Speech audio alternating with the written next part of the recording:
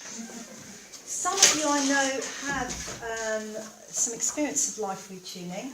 Some of you have actually studied with me and qualified in life retuning. And some of you are interested in doing that soon, I know. How many of you have actually heard of life retuning? Or had experience of it? A few, okay. Well, it's always nice to actually introduce life retuning to people who haven't heard of it, because it's so very different to everything else. I know this is a psychic fair, and that the people who are here, a lot of them are using their intuitive abilities, which is fantastic. I also have intuitive abilities, but life retuning is not based on intuition.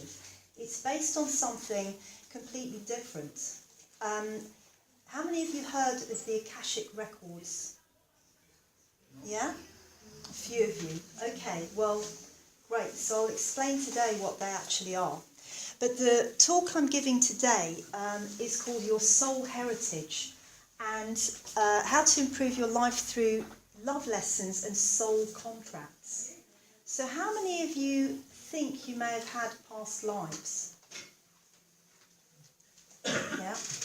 Well, science is proving more and more that the possibility, and in fact the likelihood, is really getting to be a high percentage. They're proving it more and more conclusively through things like quantum physics. So they're taking a roundabout route to prove things that mystics and sages and intuitive people have known for a very long time.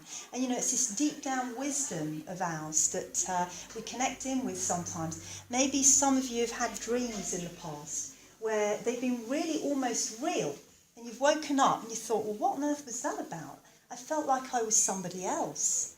I felt like I was in a different lifetime, in a different body. Well, that's where we connect in to the energy of our past existences.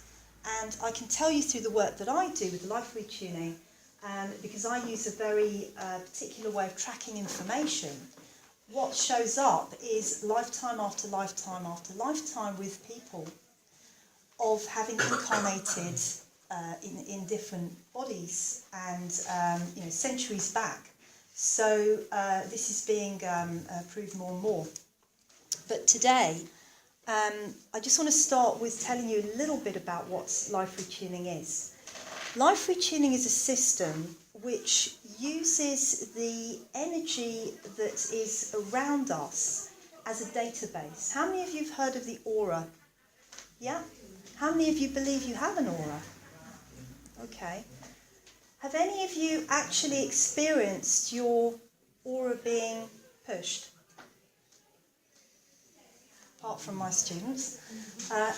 Okay, well today I'm going to actually demonstrate to you that you have an aura and how it feels to have it actually pushed later on in the talk. I haven't got much time today, but I'm going to get through quite a lot. So what I do is I use this information, and I have a way of accessing it, and it's absolutely accurate. And you're surrounded by your aura. It stretches out about 3 or 4 meters out from your physical body. And all of that area is filled with invisible information about you. It's the information field of you. And not just this lifetime, but every other lifetime that you've ever had. So that means all of that information is accessible. And what I do is I read that information, and then from that I can tell what needs to be done in order to free you up from negative emotions, self-limiting behaviour. You know, when you do something and you just don't understand why you did it. It seems really odd that you really want to stop doing something, but you can't. A lot of the time that's because you've got history.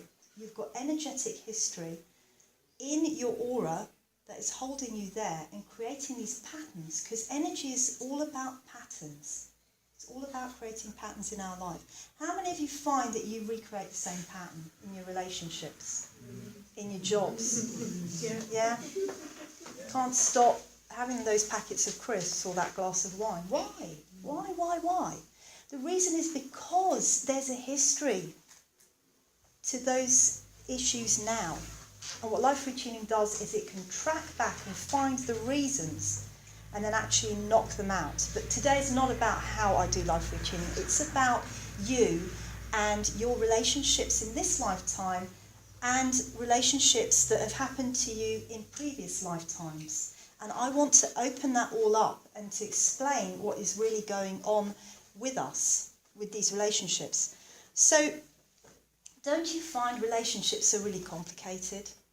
I mean, we're adrift in this sea of total misunderstanding most of the time, especially, between men and women. I mean, it's everybody tells us it's like a completely different language that we speak. Well, it isn't. But what is there is a lot of history, and it's not just from this lifetime, as I say. So we find ourselves adrift in this sea of just not understanding how somebody else behaves, not understanding why we're reacting to how somebody else behaves, and then finding that people kind of drop out of our lives, or they come in and we can't get rid of them. It's just a constant sort of mess, isn't it, we find most of the time. So, why is it that you can meet somebody and instantly there's a stressful situation? You know what I'm saying? You kind of start talking to somebody, you think, you're really irritating. Why are you irritating me so much? Or you can meet somebody and hit it off straight away. And it's almost like you've known them. Have you ever felt that? Have you known that? It's almost like you've known them from before, but that can't be. How can that be? You've only just met them. Well, what I'm going to talk to you about today is why. So, when we feel like that we've got this sort of unseen history, it's because we actually do have history. It's a soul level history that we're picking up on. And what we're picking up on it with is our intuition, which is what all those lovely therapists out there and readers are using, their intuition. Well, you've all got intuition too, and you use it every day. You might not be aware of the strength of it, but believe you me, it's that gut instinct. And you just know when you meet somebody, whether it's somebody who you have had history with or you haven't.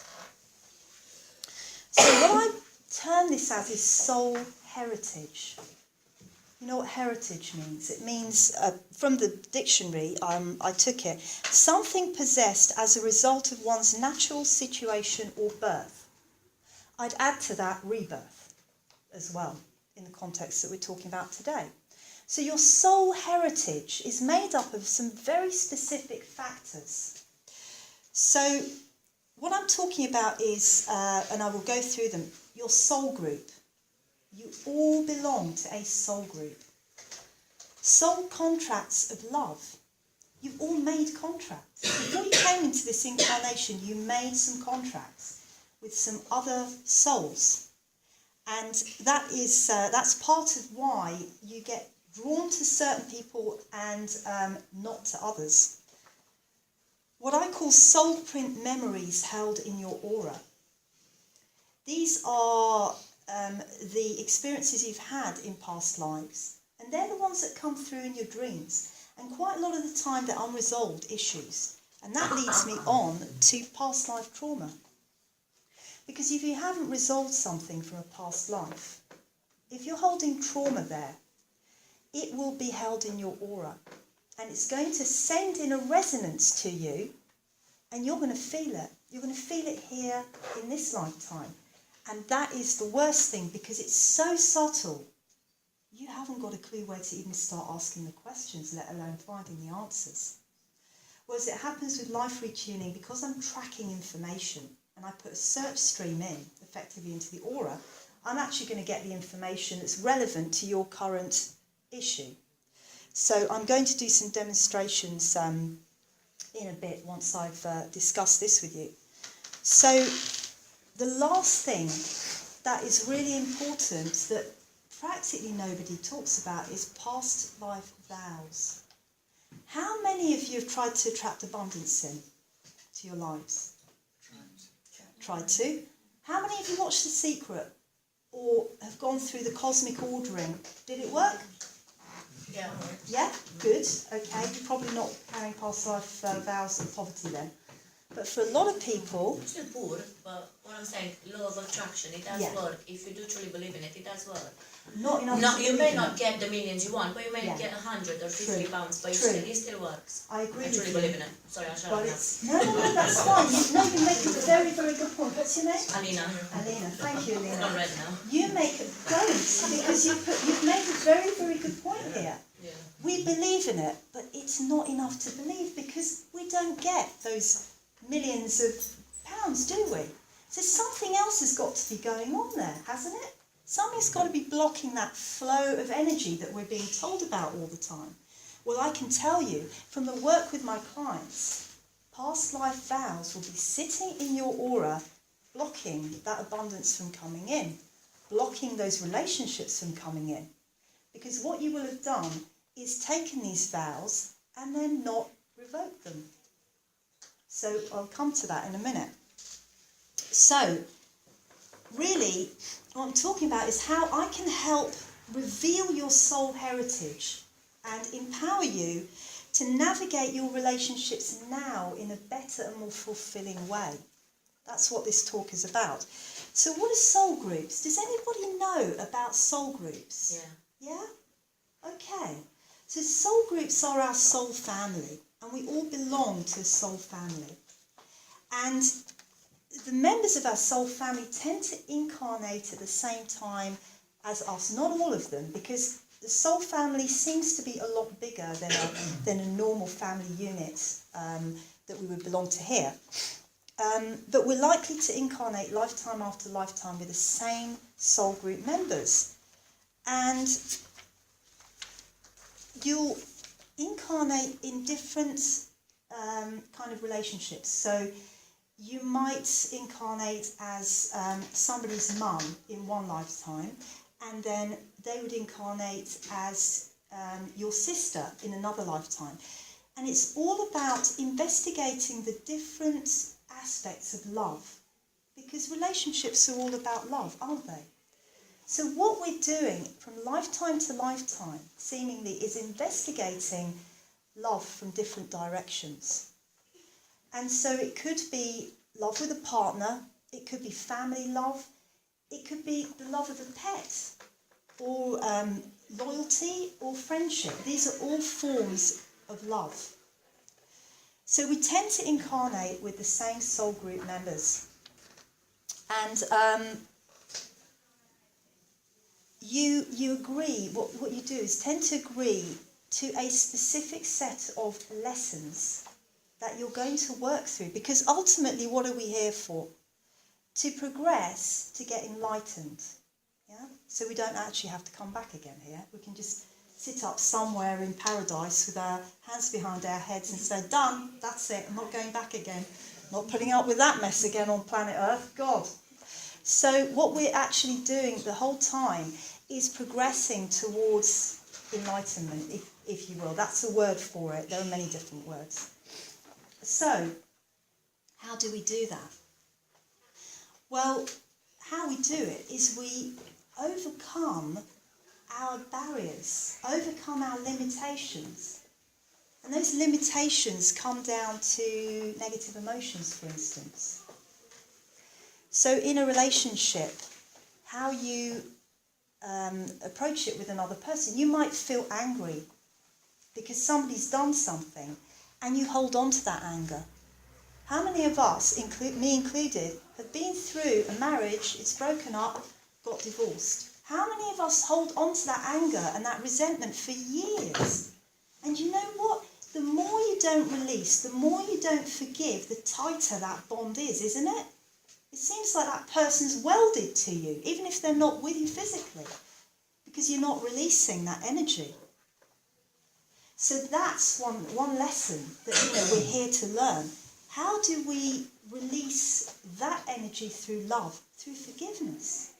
Because forgiveness is not about condoning what somebody's done. It's about releasing ourselves from the bond.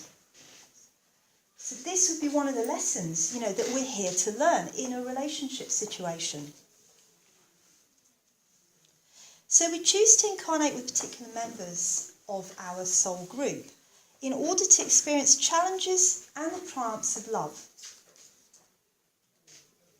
So we make soul contracts with them to teach particular lessons and to learn particular lessons. So going from the kind of things that come up with my clients, soul contracts to teach or learn gratitude, forgiveness, loyalty, deserving, kindness, trust, faith in ourselves and patience. Aren't all of those really difficult things?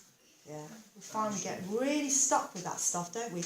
But that's what you might be contracted with, say, your mother or your brother or your best friend to teach and learn. And when light is shone on the real reason for why you are in a relationship with somebody, it makes it so much easier to navigate.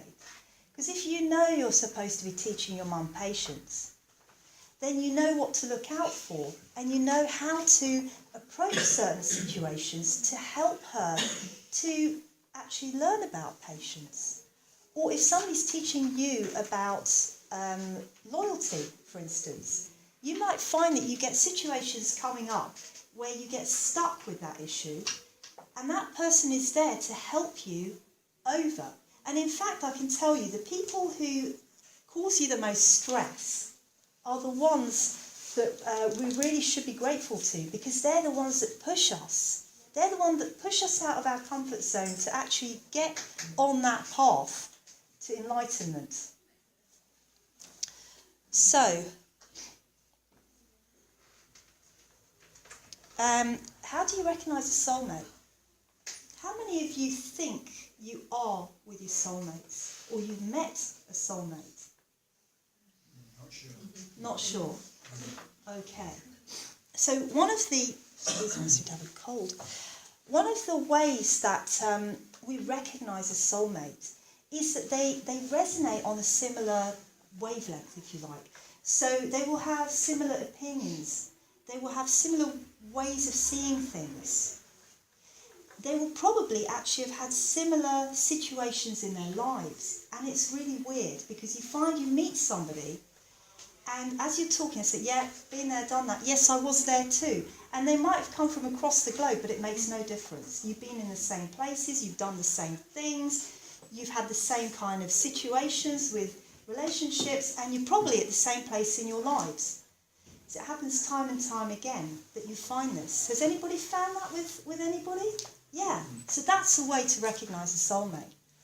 Another way of recognising a soulmate, you know, we're not really good at looking each other in the eye, but when you look somebody in the eye, you just get that jolt. And it's not necessarily a romantic thing, but it's just this jolt, that recognition somehow.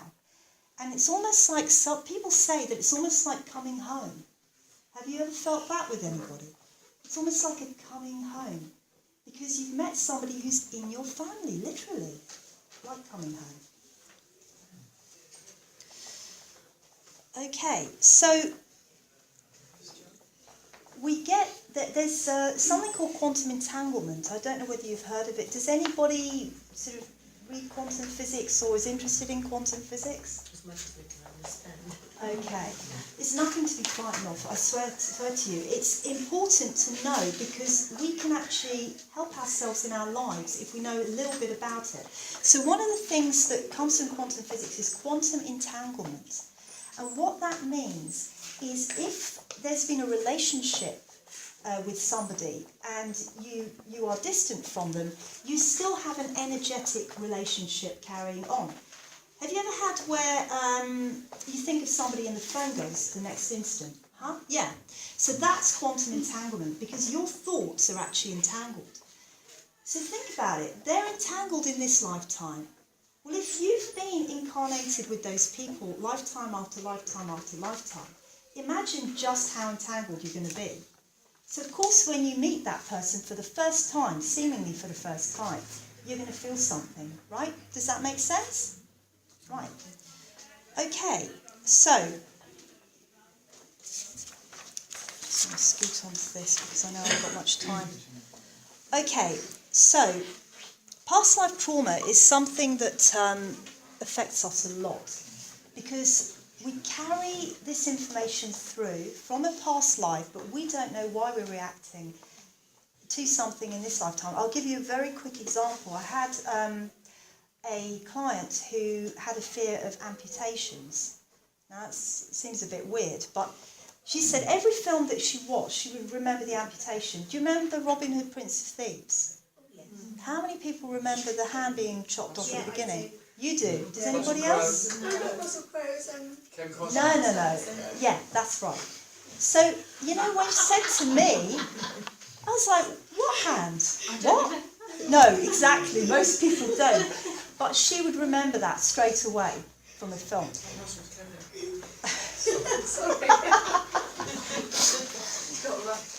Right, you're having actor problems. Okay, that's no problem. So, she didn't know why, but what I did was track back and found out that she'd had a past life in the 13th century where her father had actually had his leg amputated and he died of it. He died of gangrene, because in those days you couldn't really prevent, you know, people from dying. And she was traumatised as his daughter then, and she carried that soul print memory through. So she was terrified of amputation. She couldn't even pick up a moth or a daddy longlegs because she thought they'd kind of fall apart. Well, once I treated her for that trauma, she didn't care anymore. But she wasn't consciously really aware of that information. So a lot of the time we're not aware of this information. So what I want to do is show you, first of all, show you that you've got an aura. So does anybody want to have their aura pushed? Yeah? Signing up to Am I going to stand in the chicken box or something? No, just stand over there for me. Okay, right in the corner. That's it, face me. Okay, put your feet parallel and just soften your knees. Okay, I want you to be able to rock backwards and forwards on your feet. Okay, perfect. And just close your eyes and just stay. I'm not going to do anything that's harmful. What I want you to do is watch your body. Okay? Hopefully I've got enough room here. Just relax. Just relax, don't look at me.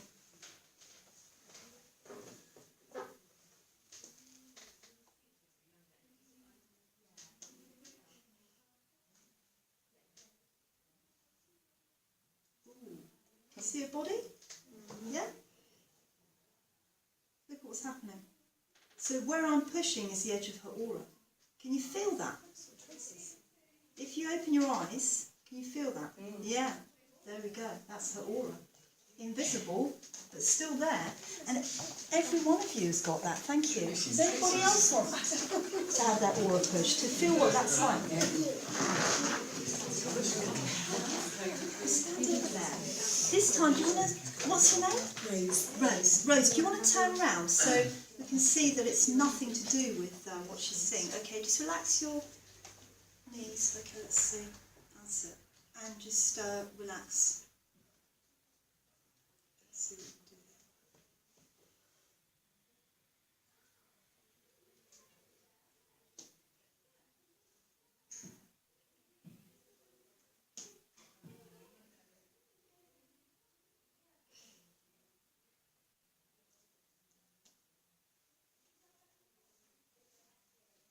She's moving. Yeah. Can you feel it? Yeah. There we go. Steph wants to go. Go on, Steph. Come on then. She's dying to get up. Go on, Steph.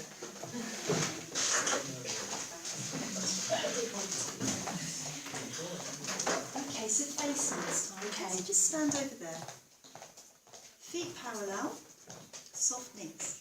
And just be able to rock backs and forwards on your feet. I've got heels on. That's fine. That's all right. No problem. Close your eyes. Close your eyes. Okay. Just relax. Let's see. See, I'm already wobbling. Stop wobbling. Close your eyes.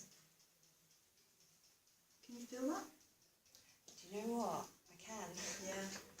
There we go. And that's your aura. So if you open your eyes, it's here. That's something actually pushed then. Oh yeah. Have a go, Julie. Oh, got it. Come on, Julie. She Come on, wants to go. have a go. Julie wants to go. You go Go ahead. on, go on.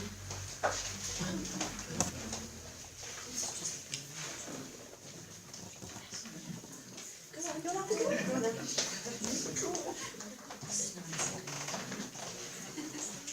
Okay, just stand over in the corner. I'll have you standing with your back to me, actually. Okay. All right. Just just relax your feet, relax your knees, just be able to rock backwards and forwards, that's it, okay. And just relax, okay.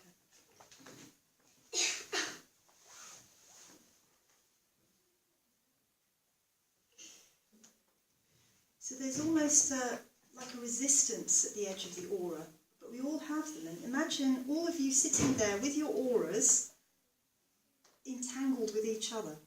There's a thought. Okay. Oh, yeah, you felt it, didn't you? back then, yeah. There we go. Okay, that's the aura. See, 4 people all got auras. Everybody else has. Okay. So, as I said, that gap between your physical body and where I pushed is full of information. It's a database, and that's where I work. Okay.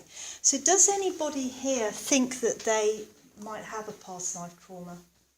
Is there anything that you do? Yeah. Yes. Do you want to come up? I'll tell you first, it does sound a bit silly, but if I'm in the garden and like a big aircraft, like a Boeing 747 Yeah. like that flies over, I have to run in the house because I'm terrified of the shape of Okay. it flying over me if I'm on my own. Come on. I want to demonstrate because the body has a way of revealing the information in the energy field. Okay, come here. Has anybody had applied kinesiology? My physics teacher tried it once, yes. Right. So have you got neck or shoulder problems or injuries or anything? No. And if I ask you to put your arm up when I press down on it, is that okay? Yeah. All right. Put your arm up. Okay. Your name's Julie, isn't Yes. it? Yeah. So in a moment, I'd like you to say, "My name is Julie." Just turn to face the audience. That's okay. Great time. And when I say resist, I want you to resist against you pushing your arm down. Okay. Okay? So say, "My name is Julie." My name is Julie. Resist. Yeah, nice strong arm there. Okay. Now say, "My name is Kevin." My name is Kevin. Resist. Oh! Oh, That was really weird. try again. My Okay. name is Kevin.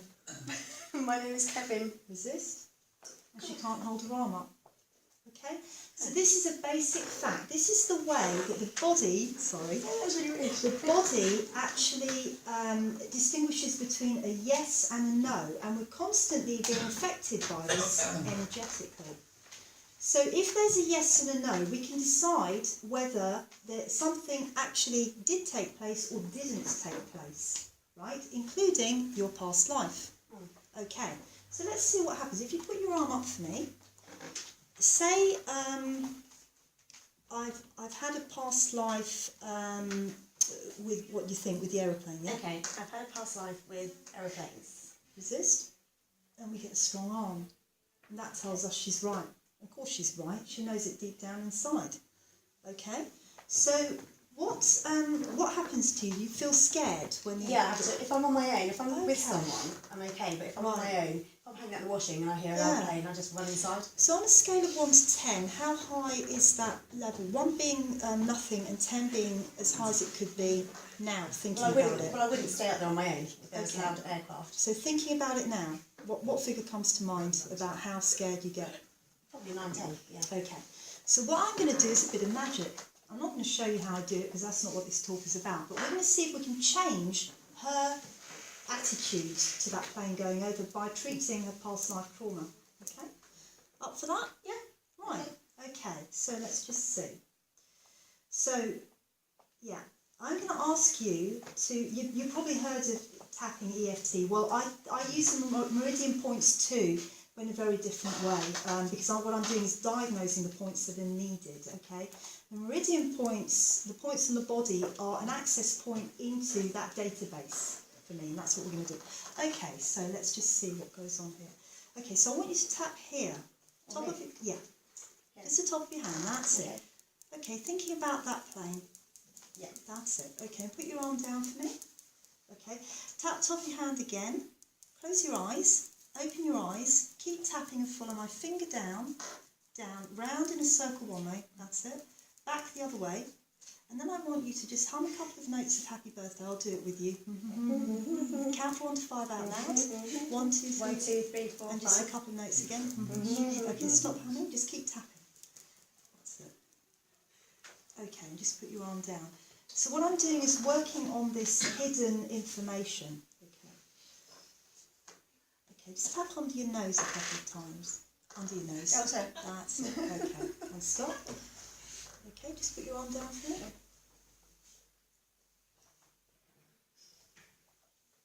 Okay, just tapping the top of your hand. Follow my finger with your eyes all the way up. And just stop tapping. Okay, put your arm down. Okay, I want you to just think about that aeroplane going over now. If you were in the garden, how does that feel?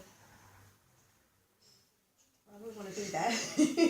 Okay, that's the past. So just think about it now. Don't worry about how it was before. If you went out in the garden now, how does that feel to you? If I was on my own, Uh-huh.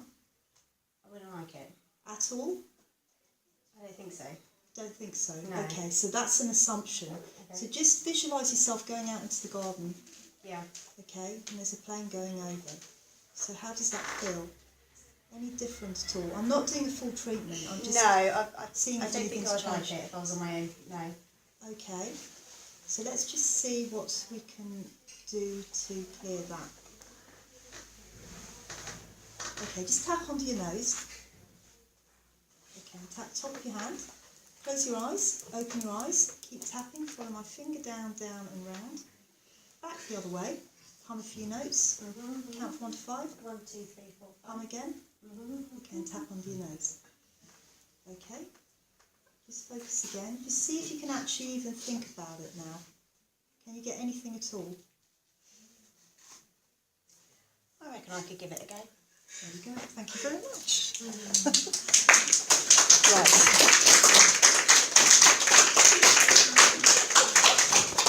That's just a tiny demonstration of what can be done with life retuning, okay? But basically your perception on things is changed by dealing with something that's happened in the very distant past and you're hanging on to, okay? So Julie had that in her aura. Okay, so past life vows, I just want to talk about those as well quickly. So past life vows are vows that we take in past lives. Now, because we've been around for centuries, those vows tend to be things like vows of poverty, because a lot of us have been in holy orders, you know, monks, nuns, in past lives, religious orders. So quite a few of these vows that we're holding on to are things like poverty, chastity, celibacy, abstinence, allegiance. If we've been in the army, you know, we've had allegiance to a particular side, a particular country. We can be holding on to those vows too. Separation, silence, suffering, obedience. These are the common past life vows that I find people are holding on to.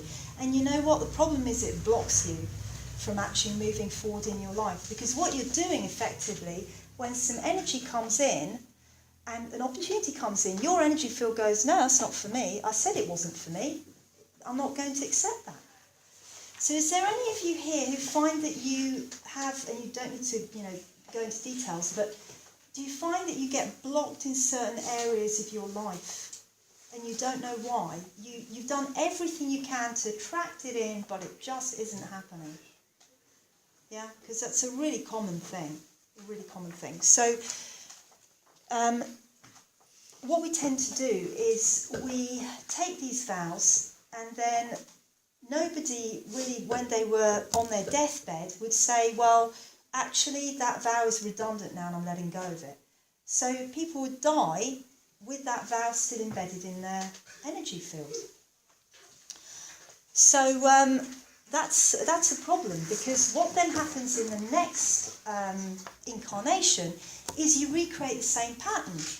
So you don't end up with one vow of poverty. Oh no, you're likely to be carrying 8 or 9. Now, if I was to say to you, and you're going to smile at this, I was to say to you, and be totally honest here, if I was going to hand you a cheque for £20,000, how many of you would actually feel anxious and say, oh no, that's not for me? What would I do with that? Anybody here? Being totally honest, you haven't got any vows of poverty though. If you're sitting there, and you don't have to tell anybody, if you're sitting there and suddenly you've got a bit of anxiety and it's like, oh, I'm not sure about this. I'd like to accept that. I'd really like to want that money, but actually deep down inside, I'm not really sure that that is really good for me, then it's likely you're holding vows of poverty, and several. I feel that's strong. Right, okay, so there we go. Thanks for sharing that. Similarly with chastity, obviously with relationships, abstinence, you might always put somebody else before you. If any of you are doing that, it's likely that you are carrying vows of abstinence. So another thing that I do is I actually release people from these vows. And then what tends to happen is everything changes in their energy field, and then the pathway is open to actually attract the abundance, the great relationship, the whatever, you want to attract. It might be, I've had clients who have had a vow of silence, so they weren't able to express what they wanted to say to people in their lives. That's a big problem as well, because it puts a lot of stress on you if you can't express what you really feel. Okay, so I don't know how much time we've got, but if you put others before you, you've taken about practice. maybe you might Maybe, have. sorry. If it's really chronic and you can't stop it, you're likely to. Yeah, If you put absolutely. somebody else before. Well, always, everybody goes before No, you. 'cause I was trying to work it out. You put an abstinence. Yeah. That's fine, no problem. Thanks for coming. Okay. So, if you can sort out your past life traumas and sort out your vows, sort out what's going on with your relationships on a deeper soul level, then you can actually navigate those relationships a lot better now. A lot of us, we end up finding that we regret that somebody's passed. I mean, I don't, obviously again, you don't need to share, but I think a lot of people will be here to find out how somebody who's passed over the other side is doing and what they're thinking, because there might be some unresolved issues. Isn't it better to actually have a really fulfilling relationship with people now, here, before you lose them? Because you never know what's round the corner. I just lost a friend last week, and my friend over there did, who was 48 years old. She just went with cancer. We never know. So let's focus here and make sure that the relationships that we do have are really being lived to the full, and that we really benefit each other. We can bring out and express the love in our relationships. It's just really important. So what I do is work with you to find, first of all, what's going on, and then release and heal those rifts, those past traumas that are holding you in a place where you can't actually express what you want. So today what I'm doing is offering to do an Akashic record reading, which means that I'll go through your aura, find out who your soul relationships are with and what they contain, what contracts you've made. So whether they are to teach patience or forgiveness, I will find that out. And also, if you're holding any past life vows that are restricting you in your life now, then I'm also available to find that out for you. Okay, so have you got any questions at all? Any questions about what I've told you, or anything you want to contribute at all? Well, this guy, Paul Newman, that I read his book, Journey Between Souls. Oh, right, I yeah. think you would have heard that. Yes. Because he's got an institute in London. He's saying usually we go by geography. Well, Yeah, I'm here, so that's why I'm tend to. struggling, because obviously I was born somewhere else, but they say usually Sure. as soul groups we tend to go by geography. That's We're very doing the true, same because we will incarnate as a family, so that tends to be true. That's good. It's really Yeah. confusing for me. Then I'm thinking I'm in the wrong place. I should go back. Not necessarily. I mean, it depends what your life path is, what you've chosen, because again, you will have chosen a particular set of experiences Yeah. for this lifetime. Yeah, but it's a good point. Thanks. Anybody else want to ask anything? No?